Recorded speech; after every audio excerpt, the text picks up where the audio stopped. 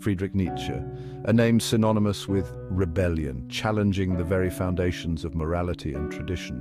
Born in 1844, this German philosopher lived a life as dramatic and turbulent as his ideas. Nietzsche's philosophy, often misunderstood, continues to provoke and inspire.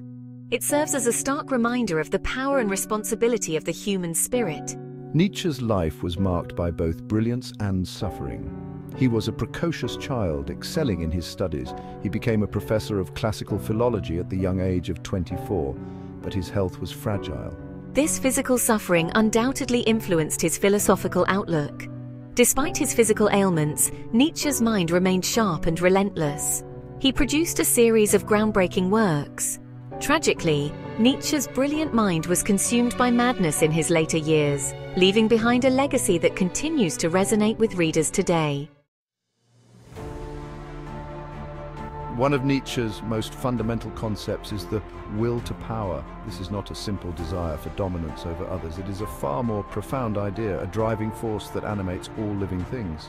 Imagine a flower pushing through concrete to reach the sunlight. That is the will to power. Nietzsche believed that this will to power is the fundamental drive of all life. It is the urge to grow, to expand, to overcome resistance.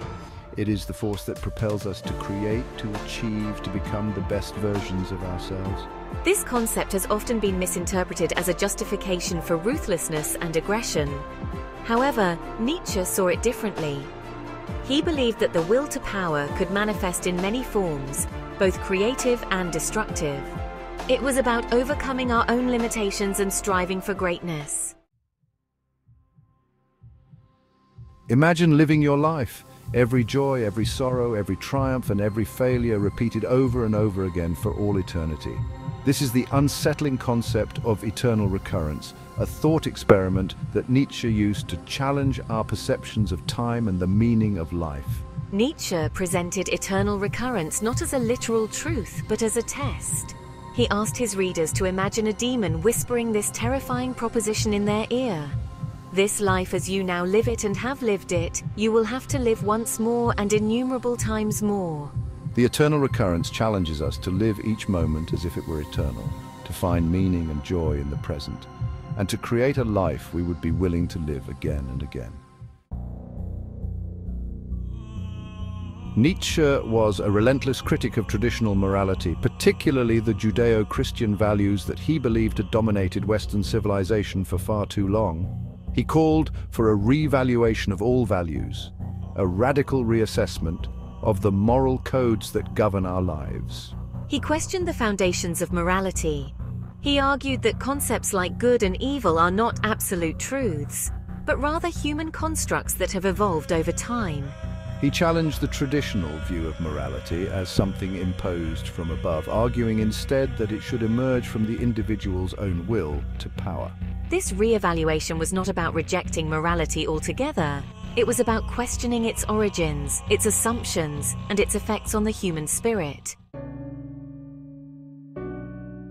Section 5. The Twilight of the Gods, a World Without God. God is dead, Nietzsche famously proclaimed. This statement, often misinterpreted as a celebration of atheism, is actually a profound observation about the changing landscape of belief in the modern world.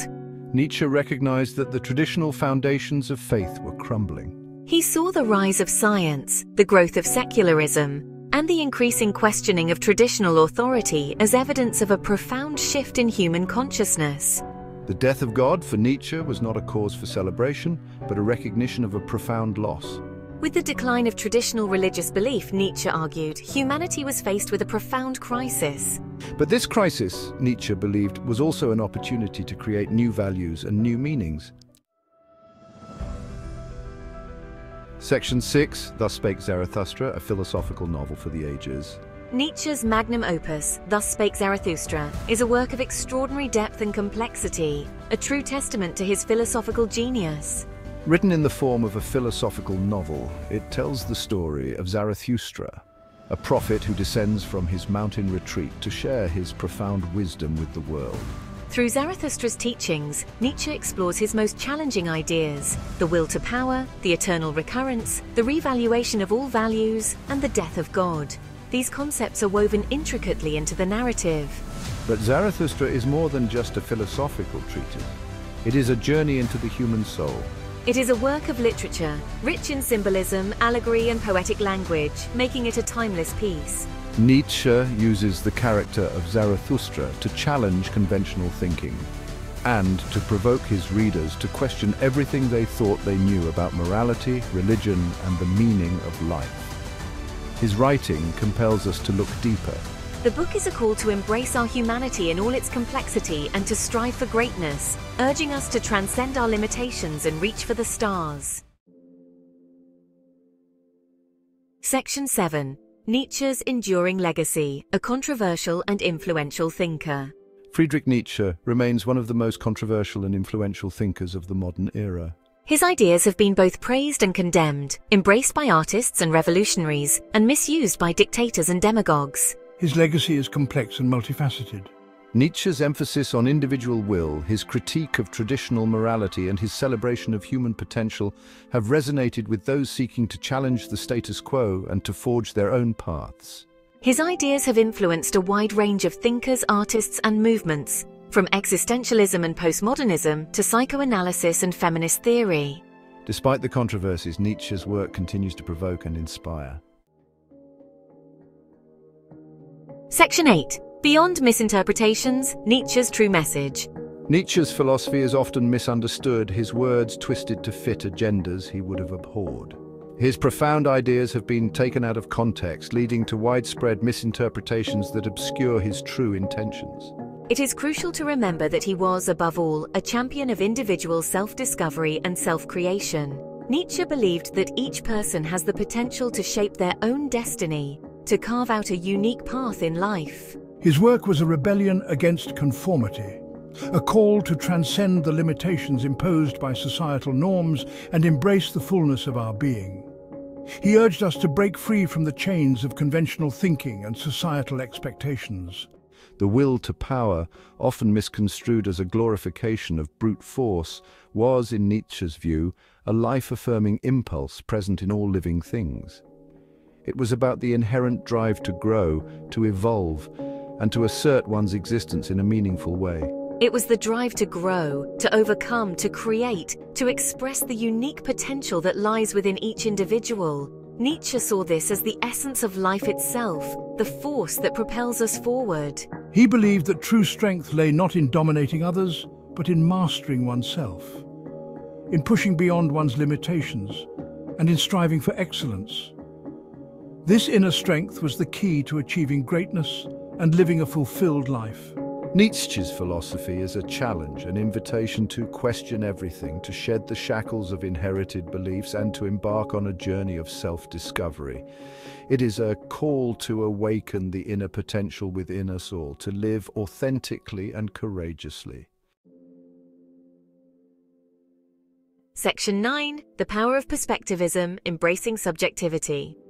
Nietzsche's philosophy embraces the concept of perspectivism, the idea that there is no single objective truth, but rather a multitude of perspectives, each shaped by individual experiences, values, and interpretations. This challenges the notion of a fixed, absolute reality, suggesting instead that our understanding of the world is always partial and subjective. He argued that our values, beliefs, and even our perception of reality are shaped by our individual perspectives. Perspectivism encourages us to question our own assumptions, to consider alternative viewpoints, and to engage in dialogue with those who see the world differently. It is a call to embrace the richness and ambiguity of life, and to recognize that truth is not something to be found, but something to be created through the ongoing process of interpretation and reinterpretation. Section 10. Nietzsche's Gift, a Call to Self-Creation. Nietzsche's philosophy is a gift, a dangerous and exhilarating gift that demands much from us. It is not a simple set of rules to follow, but a profound challenge to our very being. It is a call to awaken from our slumber, to cast off the chains of conformity, and to embrace the awesome responsibility of self-creation. This journey is not easy, but it is essential for those who seek true freedom. It is a philosophy for those who dare to question, to challenge, and to create. It is for the brave souls who are willing to face the unknown and carve their own path. He challenges us to become the artists of our own lives, to sculpt our characters, to refine our values, and to live in a way that is authentic and meaningful to us. This is not a task for the passive, but for the active creators of their own destiny. He reminds us that we are not merely products of our circumstances, but active agents in the creation of our own destinies. We have the power to shape our lives and our futures. Nietzsche's philosophy is not for the faint of heart. It requires courage, determination, and a willingness to face the harsh realities of life. Nietzsche's legacy is a call to action, an invitation to embrace our freedom, to create our own values, and to live lives worthy of our highest aspirations. It is a call to rise above mediocrity and to strive for greatness in all that we do.